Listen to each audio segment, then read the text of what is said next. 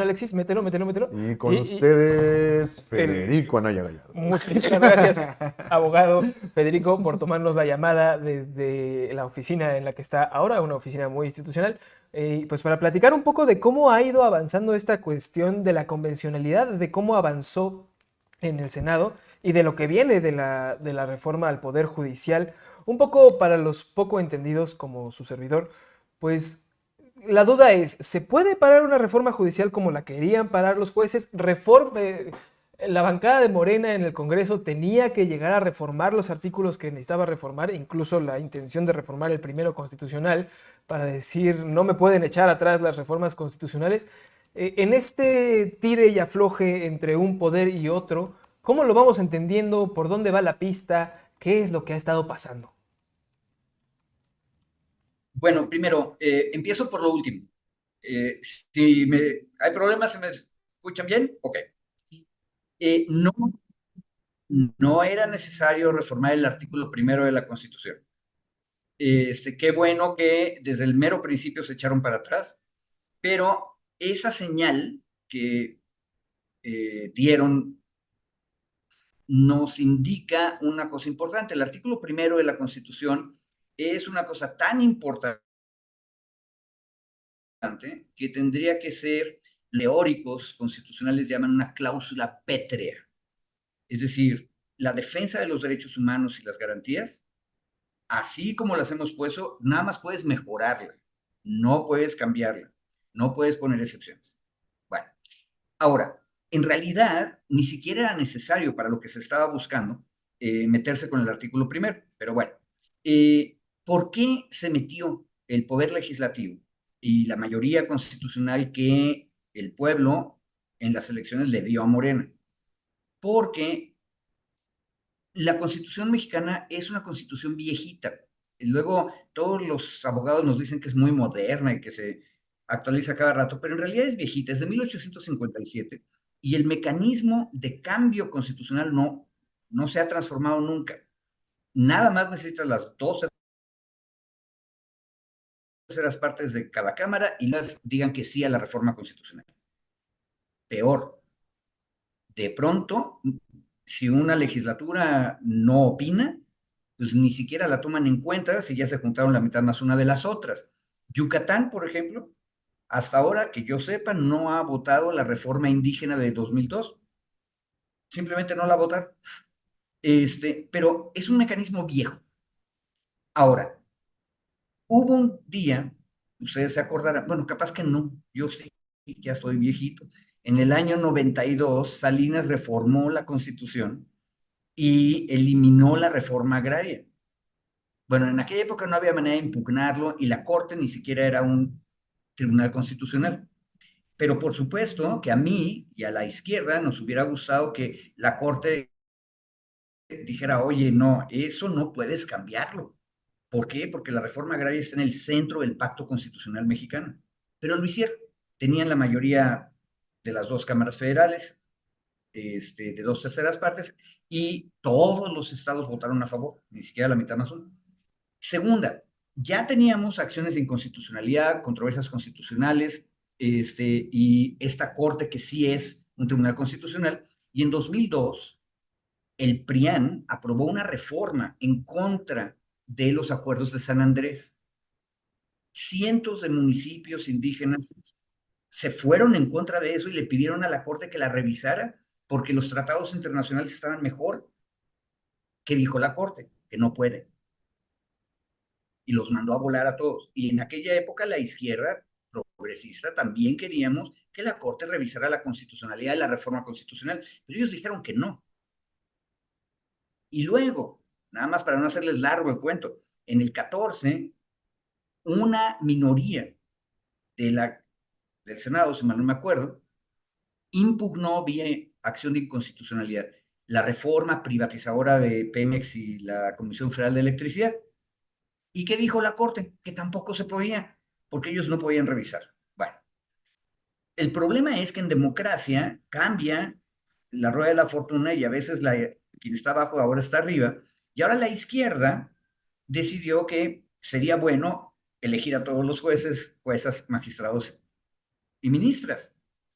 Y ahora que tocas al Poder Judicial, el Poder Judicial dice que va a cambiar su criterio y que ahora sí se va a poder revisar la validez de una reforma constitucional. Así no se vale, seamos honestos. Tiene que haber cierta consistencia en el Tribunal Constitucional, porque si no, ¿qué significa? Que pasado mañana, cuando no les convenga a ellos, otra vez vamos a regresar al criterio viejo. No, pues eso está mal. Ahora, antes de que se atrevan a cambiar el criterio, porque todo lo que les dije es criterio del Tribunal Constitucional en México. ¿Qué hizo el Poder Legislativo? Agarró y lo ajustó y dijo, igual que en el amparo no se vale que pongas en duda una reforma constitucional, tampoco se vale en controversia y tampoco se vale en acción de inconstitucionalidad. Entonces sí, sí era necesario. Ahora, para hacer eso que les acabo de decir, no necesitas meterte con el artículo primero, ¿verdad? Bueno, y nada más un detalle. Hay cosas que deberían no poderse reformar fácilmente. Ojo, y exagero, porque no es fácil 2/3 partes de una cámara, 2/3 partes de la otra y luego tener las legislaturas. O sea, piensen ustedes que Chihuahua no está en Morena, que Nuevo León no está en Morena, que Jalisco no está en Morena, que Durango y Coahuila no están en Morena. O sea, perdón, pero la tiranía que todo el mundo dice ver, yo no la veo por ningún lado. Lo que veo es una democracia que todavía no sabemos muy bien cómo funciona y entonces nos damos de trompicones, pero pasado mañana la derecha va a tener probablemente también la mayoría constitucional. Y vamos a ver, por cierto, que van a tratar de meter algunas cosas que a la izquierda no se espantan. Me puedo imaginar que ellos desearían meter en la Constitución el respeto a la vida desde el momento de la concepción. Este, o no sé, y voy a decir puras cosas normales, razonables, que la libertad de comercio e industria jamás puede ser bloqueada por ningún tipo de disposición legal. Bueno, pregunta, ¿eso les suena a ustedes que habría que ponerlo en cosas duras? Capaz que no, pero la derecha también nos va a impugnar el día que queramos regresar a la reforma agraria, ¿verdad? A la Constitución. No les va a gustar, tampoco les va a gustar, por ejemplo, que pongamos en la Constitución que tiene que haber transparencia absoluta de la información en manos de particulares cuando sea de interés público. Ah, no, el secreto bancario. Ah, no, el secreto industrial. Ah, no, el secreto de cómo hacen las alianzas los grandes empresarios. Van a decir que no, ¿verdad? Bueno, el pendiente que acabamos de descubrir, compañeros, es qué cosas de la Constitución no podemos cambiar tan como lo hemos cambiado. Yo metería otra vez la reforma agraria y diría, esa no la puedes cambiar nunca. Pero hay cosas muy obvias. Hasta ahora, no sé ustedes dos, pero a mí no me han convencido de que seamos una monarquía. Nadie quiere que haya esclavitud. Todo el mundo quiere que haya un gobierno dividido con división de poderes, que haya un INE autónomo que organiza las elecciones. Todo eso que acaba de decir, que haya defensa de los derechos humanos. Por eso decía yo, el artículo primero se tendría que ser casi intocable. Hagamos la lista de esas cosas que sí no se puede y una propuesta razonable. Pongámonos de acuerdo. En esa lista de las cosas que son duras, duras, duras, aparte de lo que está ahorita en la Constitución 135, ¿qué les parece que convoquemos a referéndum? Y ya. De tal manera que no haya duda que el pueblo elige a la mayoría constitucional y luego, aparte, en cosas muy importantes, también hace referéndum. Pero en lugar de discutir esto, compañeros, fíjense, nos están diciendo que Morena va a establecer la monarquía y la esclavitud. Claro. Nadie lo ha propuesto, ¿verdad? Espero. Así es, Federico. Y justo en esta, o sea, creo que lo explicas muy bien, ¿no? O sea, y hay algunos puntos que yo quisiera como escuchar tu opinión, ¿no? A lo mejor los voy a ordenar en mi cabeza y espero que los puedas entender de una forma ordenada. Pero el primero es una cosa, digamos, muy de la coyuntura, ¿no? O sea, la presión política que ha ejercido el Poder Judicial, digamos, para frenar la aplicación de esta reforma y que un poco ahí con los paros y todo esto deja una duda general en la audiencia, un poco, que es de, bueno, o sea, ¿y cómo se van a resolver o retomar los casos que han estado alargándose en este proceso? Esa es una duda muy técnica y la otra es una duda de corte político, filosófico, porque tú le das muy bien a ese rollo, es hay como un miedo, ¿no? A partir de la experiencia de otros gobiernos de izquierda o progresistas en la región y en el mundo. Miedo a las palabras referéndum, miedo a las palabras constituyente, miedo a esos procesos que implican lo que tú ya comentabas, refrendar la voluntad popular o la expresión ideológica que pueda haber en una constitución y a la vez, pues también poner los acentos y los puntos necesarios de cuáles son las cosas que no se van a permitir regresiones en este momento, ¿no? ¿Tú crees que haya posibilidad ya en un corte político de que este gobierno impulse un proceso de esa forma?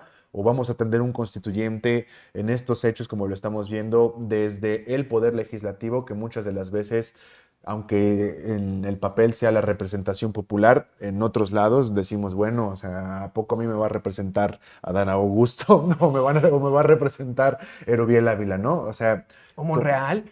o Monreal, ¿no? Lo dejo ahí abierto, Federico, en ese sentido. A ver, yo creo que México eh, está en la América septentrional. Nuestros primos del norte, por más que nos desespere, son los primos. Y tenemos un modelo constitucional muy parecido. Y los priistas nos quisieron hacer pensar que éramos distintos, pero no. Somos igual de federalistas, igual de democráticos locos. Es, empiezo por lo primero. No, yo no veo problema en que vaya a haber un cambio muy radical a la hora de que cambien los jueces. De hecho, yo vería el peligro por otro lado.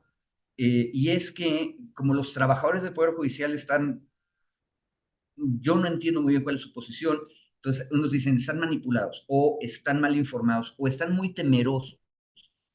Como siempre han estado en manos de los jueces, ahora dicen les cambian el juez, entonces nos va a correr a todos. Hay que estudiar más por qué están tan enojados. Ahí el peligro puede ser que lleguen los nuevos jueces y magistrados y el personal de los tribunales les haga sabotaje de las cosas o no sepan explicarse bien o hay un desencuentro. Y eso puede hacer tropezar la máquina. Bueno, hay que estar listos para eso y hay que estar vigilantes. Pero ojo, hay cosas que han estado funcionando muy bien y que probablemente van a funcionar mejor. Azares potosinos. En San Luis Potosí les encanta a varios jueces y magistrados hacer sentencias en lenguaje llano para estudiantes, para adolescentes, para niños. Pero un día, cuando una clínica de la Autónoma de San Luis trató de meter una demanda de amparo en lenguaje llano, la firmó un adolescente, le dijeron, por favor, póngala como siempre, o sea, en lenguaje jurídico. Bueno, eso podría profundizarse, ¿verdad? Sí se logra que queden electos juezas o jueces más progresistas todavía. Bueno, entonces hay que estar pendientes, pero yo no quitaría el dedo de ese renglón y hay que ir viendo caso por caso. La otra cosa, decía yo que nos parecemos a los gringos. Los gringos casi nunca cambian su constitución y cuando la cambian, hay una guerra civil por la esclavitud o nace la mafia porque decidieron prohibir el alcohol en todo el país. Fíjate, las cosas que han cambiado les han provocado broncas. Entonces hay una tendencia, sí, hay una tendencia a no cambiarla. Entonces ellos presumen mucho de que nunca han cambiado su constitución. En realidad no es cierto. La constitución de Estados Unidos de hoy no es la misma que la de 1787. Lo que pasa es que la interpretación constitucional que hacen los tres poderes ha ido cambiando. Entonces eso se ve menos feo que una sentencia o que un acto legislativo grande. Yo creo que México se ha ido acercando al asunto de que no podemos cambiar. ¿Por qué? Porque aunque ha habido 300 o 400 reformas, cuando ves tú qué es lo que se ha cambiado, nunca o casi nunca tocaban las cosas del mero fondo. Hay muy pocas reformas como eliminar la reforma agraria. Hay muy pocas reformas como tratar de privatizar Pemex. Y sí, también hay muy pocas reformas como vamos a elegir a todos los jueces. Es decir, México se parece al sistema americano en las cosas más importantes, no hay cambios. Y cuando hay cambios, nos volvemos medio loquitos. Por eso estamos tan tensos en este momento. Pero creo que lo que va a ocurrir en la práctica es, como en Estados Unidos, que nos vamos a ir estabilizando para que las cosas funcionen. Una anécdota viejita. Eh, Metimos a la Constitución de 57 y estoy hablando de nosotros porque somos un nosotros histórico, nosotros los liberales que ganamos la guerra contra el imperio y los conservadores, hicimos las leyes de reforma, pero estaban afuera de la Constitución. Entonces las metimos en la Constitución, fue una reforma, teníamos mayoría completa, bueno, también habíamos ganado la guerra y habíamos fusilado al emperador, entonces digamos que no había mucha oposición. Están en la Constitución. Pero adivinen qué pasó. Resulta que el Estado de México, de manera sistemática, durante 30 años, dejaba de aplicar la reforma liberal que decía que todos los pueblos indígenas tenían que privatizar, es decir, hacer parcelas individuales de sus tierras. ¿Por qué? Porque en el Estado de México había comunidades indígenas muy fuertes que decían no vamos a permitir eso, entonces se inventaban 20 cosas para no aplicar la reforma federal y la legislatura de México de repente les hacía caso y entonces algún liberal loco, privatizador, metía un amparo y la Suprema Corte revisaba y decía no, no, Estado de México, tú no puedes hacer eso. ¿Se acuerdan ustedes de eso? Claro que no, yo lo encontré en un libro perdido sobre asuntos agrarios mexicanos, resistencias indígenas. Pero el asunto es, creo que vamos a evolucionar a algo por el estilo. Vamos a ir aplicando poco a poco las cosas y se van a ir estabilizando.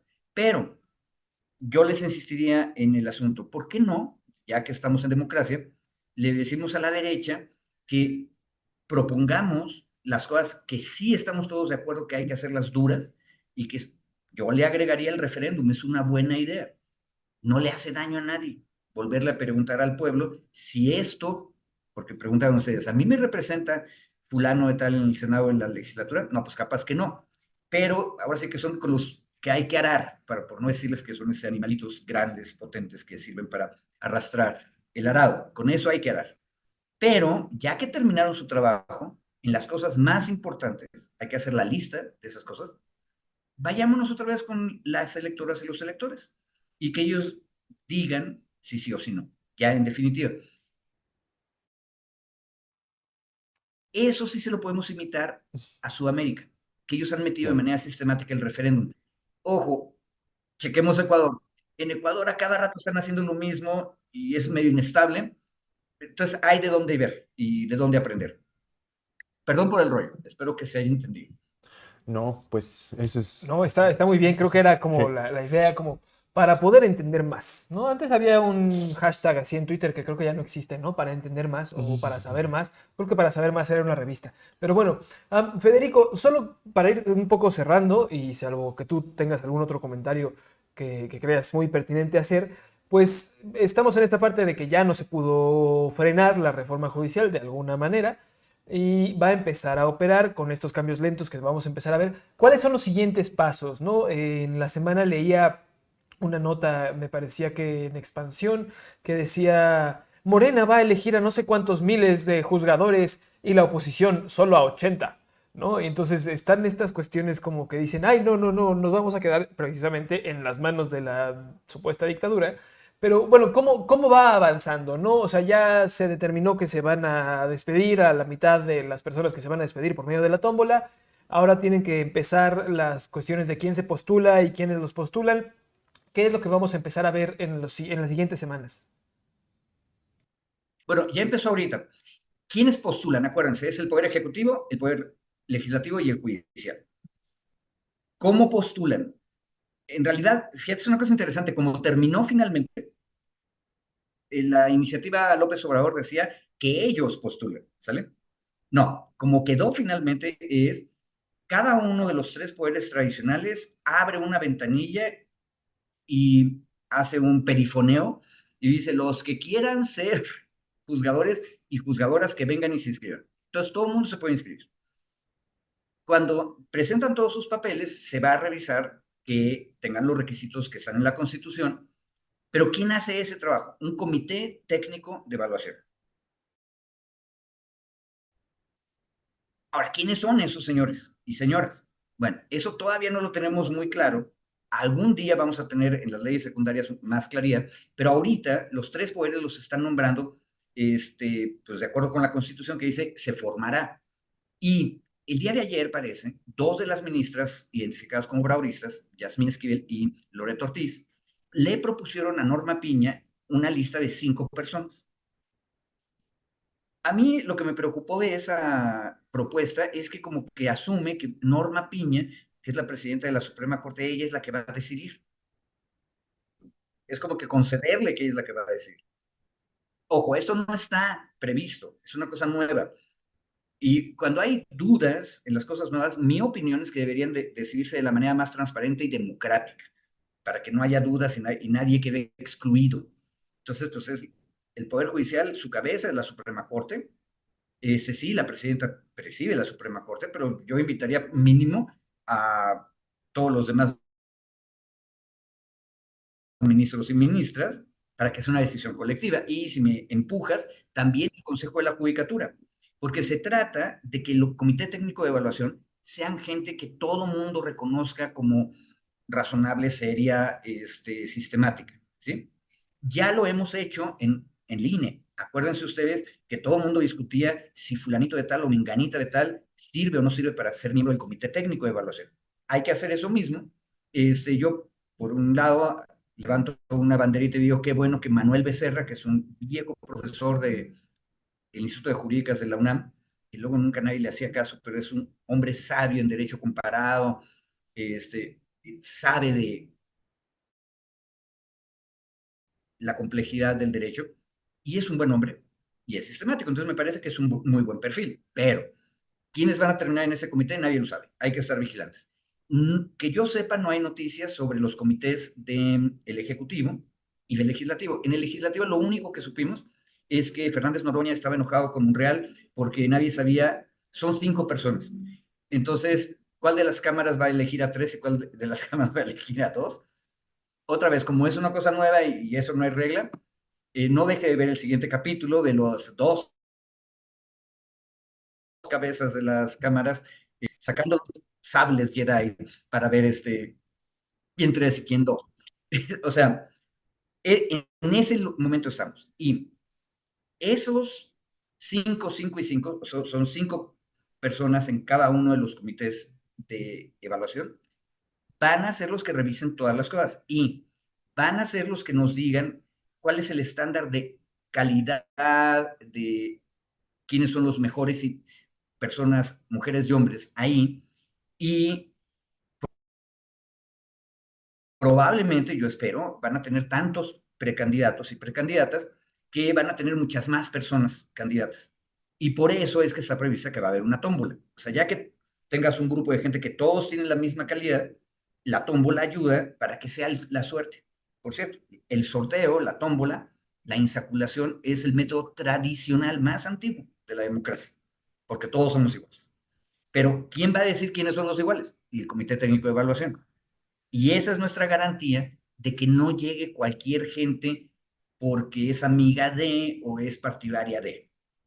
Y un detalle, en el origen, acordémonos, todo el mundo puede meterse como precandidato. Gil Suart, que todo el mundo lo odia por todos sus rollos panistas y conservadores y Tamaulipas, se va a inscribir. Entonces hay que decirle a toda la gente de bien en la izquierda progresista que también vaya y se inscriba.